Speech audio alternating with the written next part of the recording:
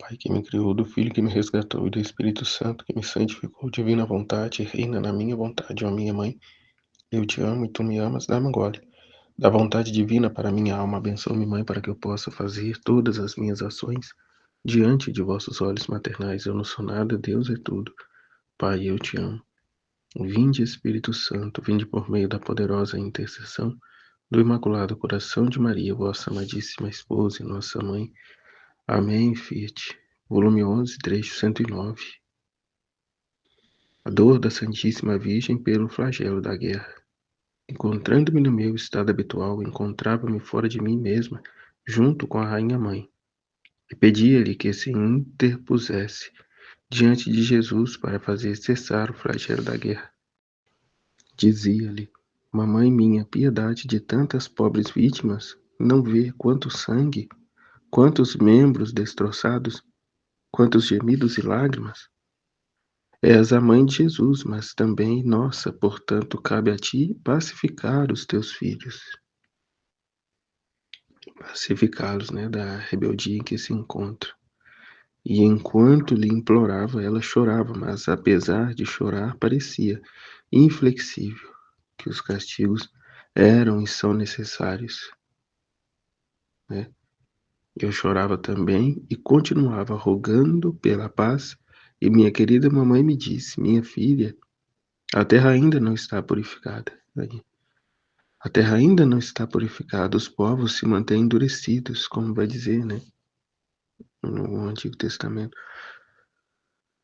Vai dizer, quanto mais eu chamo meu povo, mais ele se afasta de mim. Meu povo é inclinado a afastar-se de mim, né?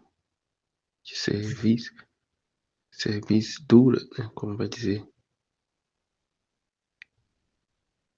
A terra não está purificada, os povos se mantêm endurecidos.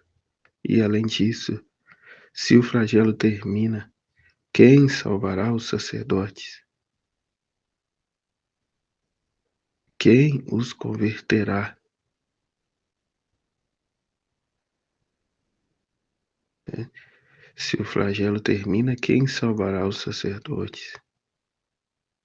Então o sacerdote precisa ver, né, os seus na condição em que se encontra, necessitado deles para que eles possam exercer o seu ofício de sacerdote, né, e não mais se ocupe de outras coisas, de administração, né, da igreja, de coisas financeiras, de coisas materiais, de coisas mundanas. Né, até a gente vê tantos outros aí se desviando para outros caminhos de uma vida sexual, né, ativa, como o outro lá que pegou até uma enfermidade e que o médico ficou assombrado com ele. Ué, padre, mas o senhor não vive a castidade para ter pego uma enfermidade, uma doença dessa?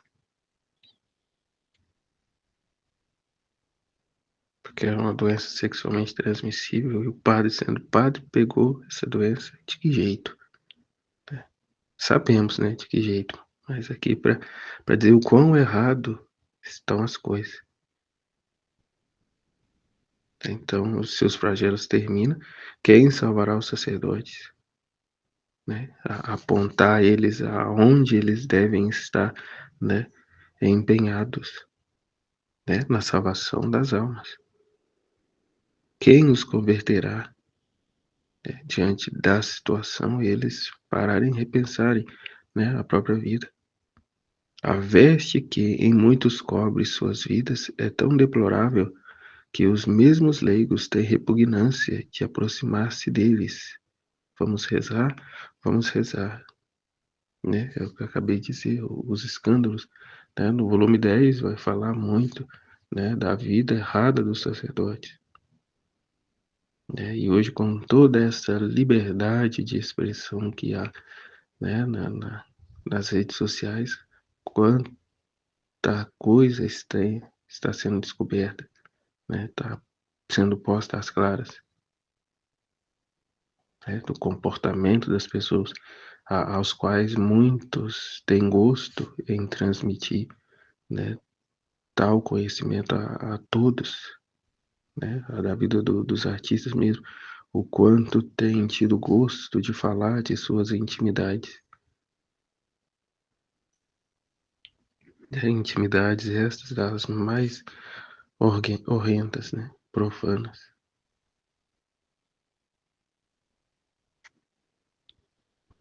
E por aí vai, como disse Nossa Senhora, a terra não está purificada ainda. É necessário vos é os castigos. Ela chora, mas permanece inflexível, né? Porque sabe o quão necessários são os castigos, né? O derramamento de sangue, como um trecho que eu acabei de colher aqui de um dos trechos do volume 12, trecho 97, que vai dizer que desordem no mundo, mas esta desordem é culpa das cabeças, tanto civis como eclesiásticas. Sua vida interessada e corrupta não tem força para corrigir os súditos, portanto fecharam os olhos ante os males dos membros, porque teriam reprovado seus próprios males. Né? Porque um é em decorrência do outro, um efeito dominó. E se o fizeram, foi tudo de maneira superficial, porque não tendo neles a vida daquele bem, como o podiam infundir nos outros? Né? Como podiam infundir nos outros se não tinha neles, né, a vida, a busca de santidade? E quantas vezes estas perversas cabeças antepuseram os maus aos bons, né, as prioridades, né, as estimas, por conta de dinheiro, né, por conta de prioridades, né, tanto que os poucos bons ficaram perturbados por este agir das cabeças. Por isso farei castigar as cabeças em modo especial. E eu perdoo as cabeças da tua igreja, já são poucos. Se tu lhes bates, faltarão os governantes. E Jesus, não te lembras que com 12 apóstolos fundei a minha igreja? Assim, os poucos que restaram serão suficientes para reformar o mundo. O inimigo já está às portas. As revoluções já estão em ação.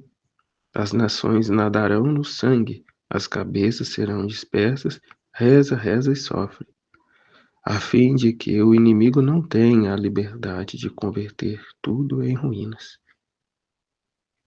Quando fala de rezar, né, para o sacerdote, Jesus fala 2 vezes, né, reza, reza. Nesse trecho ele falou e no outro anterior também, quão é importante a oração, né, pelas cabeças.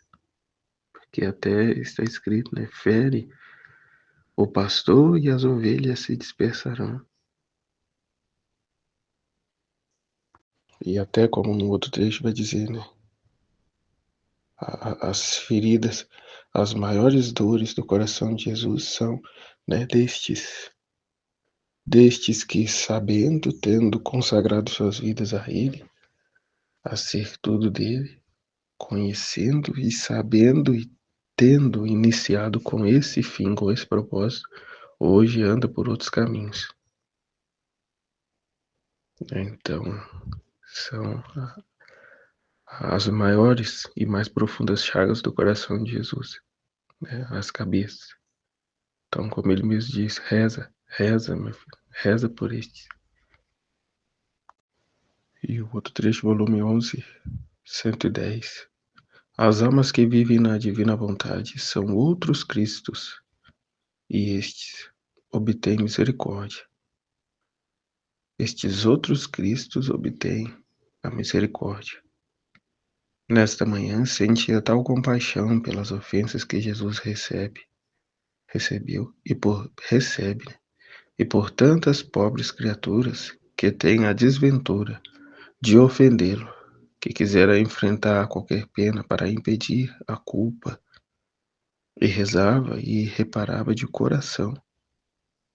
Enquanto estava nisto, bendito Jesus veio e parecia que tinha as mesmas feridas do meu coração, mas ó, quanto maiores, e me disse: minha filha, Minha divindade, ao fazer sair a criatura, ficou como ferida por meu amor, por meu próprio amor, por amor a ela. E esta ferida me fez descer do céu à terra e chorar e derramar meu sangue e fazer tudo o que fiz. Eu entendi quando Deus pôs fora a criatura, que a parte dele ficou ferido de amor por essa criatura, né? Que é o que é a divina vontade, ou seja, que é ele morar na criatura. Com a desobediência de Adão, rompeu-se, né? Tornando assim profunda essa ferida, como ele disse, né? Amor por amor a ela a criatura. E esta ferida me fez descer do céu à terra e chorar, e derramar meu sangue e fazer tudo o que fiz por amor a ela, a fim de trazê-la de volta a mim, né? Estando na terra, não sendo da terra, mas conscientes de serem pertenças de Deus e viverem a sua vida entregue, rendidas a Ele. É, situação essa pela qual vemos o mundo na condição em que se encontra, devido a esta desobediência, né, a essa insubordinação, a essa perda de identidade que a humanidade se encontra, afastando-se tanto e cada vez mais de seu Criador, e com isso se deteriorando cada vez mais, né? Agora, a alma que vive em minha vontade sente ao vivo esta ferida, minha como se fora dela, né? Porque que conhecendo a divina vontade, todos os ensinamentos e conhecimentos que Jesus nos traz por meio desses escritos, sentimos a dor dele, né? Vemos o quão distante a criatura está, né? E caminha a passos largos, né? Para distanciar-se ainda mais dele, pois o vê como um estraga-prazer, né? Ver Deus como um estraga-prazer, que eu não posso nada, eu não posso fazer nada, tudo que eu tenho vontade eu não posso fazer, eu tenho que calar, renunciar à minha vontade, mas a vontade humana é a chave do inferno, como disse, né? Ela tende a afastar cada vez mais a criatura de Deus, que como já disse a palavra, é impossível, a carne é incapaz de agradar a Deus, uma vez que a carne vive de seus apetites baixos, né? E como diz, não podeis servir a dois senhores, não podeis servir a Deus e ao dinheiro, ao prazer, à luxúria, à sede de poder e a Deus, né? Foram as três tentações que Jesus, né, venceu no deserto, por conta da condição em que se vive a criatura, né? Sedenta de prazer, de riqueza, de poder, né? Vendem a própria alma às custas disso, de sucesso, né? Para adquirir sucesso, dinheiro, fama, lucro, poder, né? É a voz da serpente que sempre ecoa, né, nos corações mundanos. Sereis como deuses. Não servirei, sereis como Deus. Não servirei a Deus, mas acaba por servir. Enquanto serve-se a si mesmo, serve ao príncipe deste mundo, né, fazendo pacto com ele e tudo mais. Então, agora a alma que vive em minha vontade sente ao vivo esta ferida, né? Porque que com esse conhecimento a gente sente ao vivo esta ferida,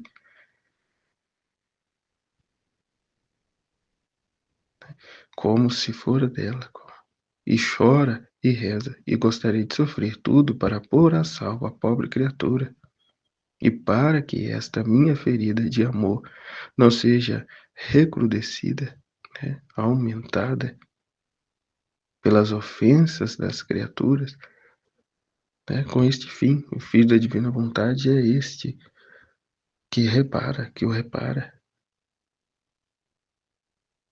né, que clama, né, que diz o fiat, a fim de que se derrame de fato os castigos, para que a criatura se conscientize do mau caminho que estão trilhando.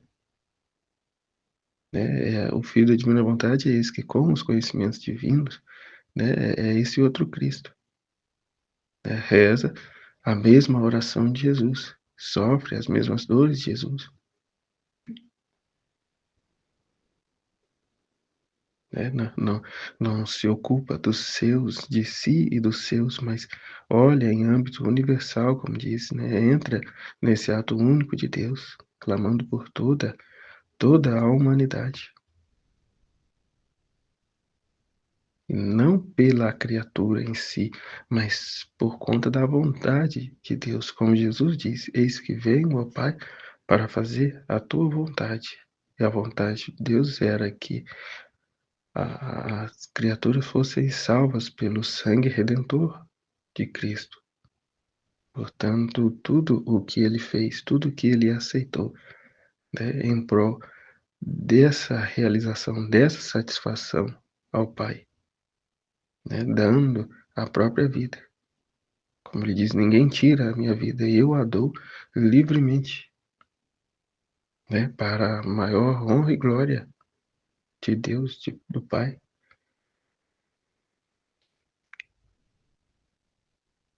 Ah, minha filha, estas lágrimas, orações, penas, reparações, adoçam minha ferida e descem em meu peito como joias fungidas, que me glorio de tê-las sobre meu peito para mostrá-las a meu Pai, para incliná-lo à piedade das criaturas, né? Como ele diz aqui, Pai, veja, há outros lá fazendo a minha mesma oração, com o meu mesmo propósito, né? De corresponder a vós, dando-lhe a glória e pedindo a salvação das almas, o orvalho benéfico, né? A iluminação das consciências, né? A abertura, a disposição do coração, né? Até mesmo sobre as almas mais duras. Né? Como ele diz, ao homem é impossível, mas a Deus tudo é possível. Né? Então, rezemos, né? Ocupemos-nos das verdades do livro do céu, tornando-as vida em nós, a fim de que seja derramado sobre as criaturas, né? A criatura humana, o orvalho benéfico tão necessário, tão urgente, né? Até mesmo que encontre nas almas a disposição, né? Para isso surtir os efeitos real e verdadeiro desse orvalho benéfico. Né? Assim que entre elas e eu, né? Entre as criaturas e eu, entre esses filhos da divina vontade e eu, desce e acende uma veia divina que lhes vai consumindo o sangue humano. E quanto mais tomam parte em minha ferida, em minha própria vida, tanto mais esta veia divina se aumenta. Né? O tomar posse do dom, o ser plenamente de Jesus, a fim de dizer e viver com propriedade, né? Eu vivo, mas já não sou mais eu quem vivo, é Cristo que vive em mim. Portanto, ora em mim, trabalha em mim, chora em mim, sofre em mim, tudo é Ele. Né? Eu já não me pertenço mais, portanto, tudo são o estado de ânimo de Jesus. Né? Que Deus nos ajude a compreender isso e não tomar mais para si os acontecimentos da nossa vida, mas ver tudo como esta vida divina. Né? esta vida divina, esse Jesus vivendo em nós com um único propósito, né, dar a glória ao Pai e a salvação das almas. Aqui que entre elas e eu desce e acende uma veia divina que lhes vai consumindo o sangue humano, né? Vai consumindo o sangue humano e com tudo que é humano na criatura. E quanto mais tomam parte em minha ferida, em minha própria vida, tanto mais esta veia divina se aumenta, né? Dá-me um gole da divina vontade à minha alma, né? Então, gole a gole, essa vida vai, né, conquistando espaço na nossa alma, né, até o ponto de transbordar afora, a sermos, né, essas almas obrantes e falantes, né, a trazer o conhecimento da divina vontade, né, aos demais, né, a formar esse orvalho benéfico, né, no âmbito universal, né, e espiritual, né.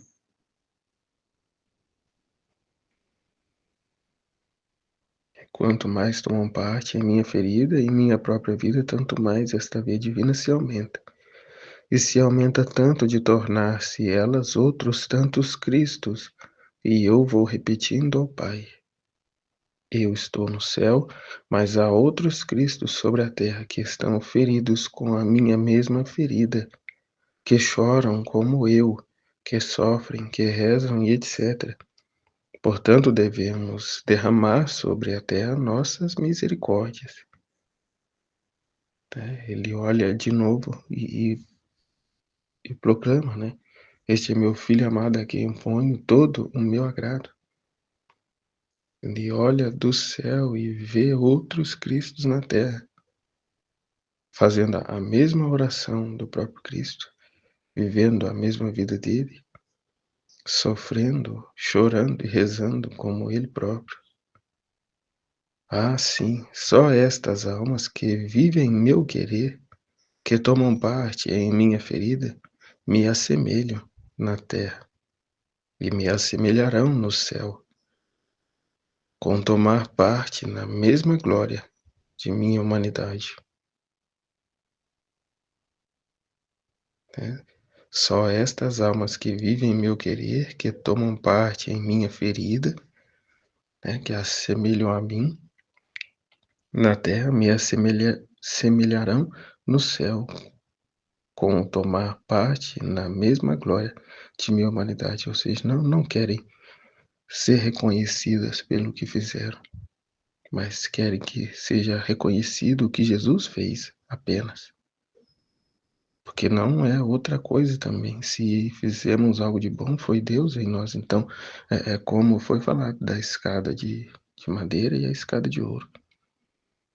Né? Deixamos a escada de madeira, né, o querer algum reconhecimento sobre a nossa pessoa, para seguir pela escada de ouro. Né? A mim nada, a ti tudo, ó Jesus. Né? Não quero o meu nome, né, mas o teu nome. Né?